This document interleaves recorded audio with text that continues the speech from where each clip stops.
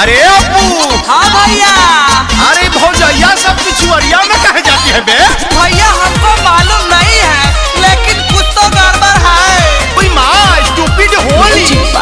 Shankar Singh angle music Kumar Ramesh की प्रस्तुति। होलिया में हर भौजी का करेली हो पिछुआरिया।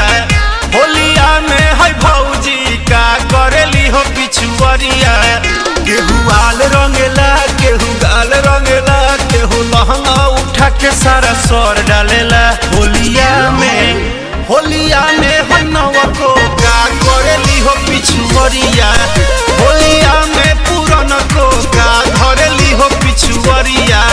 होलिया में समर को का धरेली हो पिछुआरिया।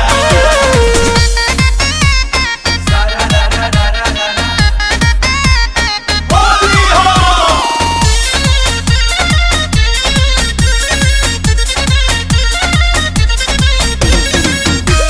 अरे बाप, भाव देखो साड़ी लटैले निकाला ले गो दादा।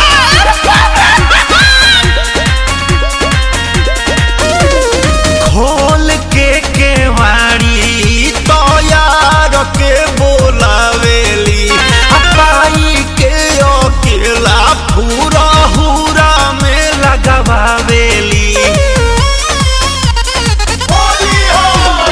खोल के केवाड़ी तो यार के बोलावेली। पाई के अकेला पूरा हुरा में लगवावेली। रंग रंग सरे झूला में बड़ा मजा बावे।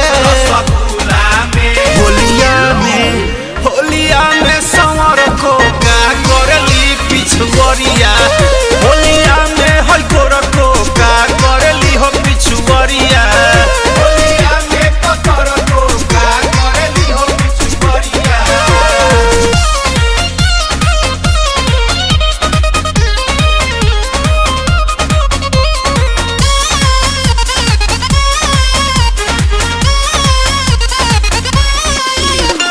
नदिया में अपना जोरन डालवेली।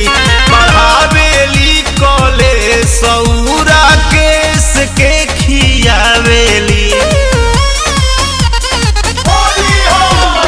नदिया में अपना जोरन डालवेली।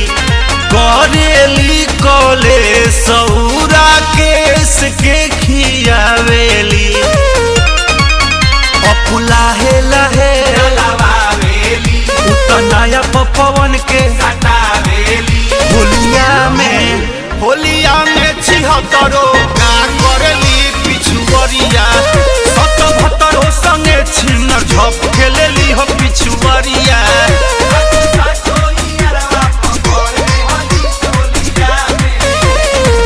होली हो माफ करेगी।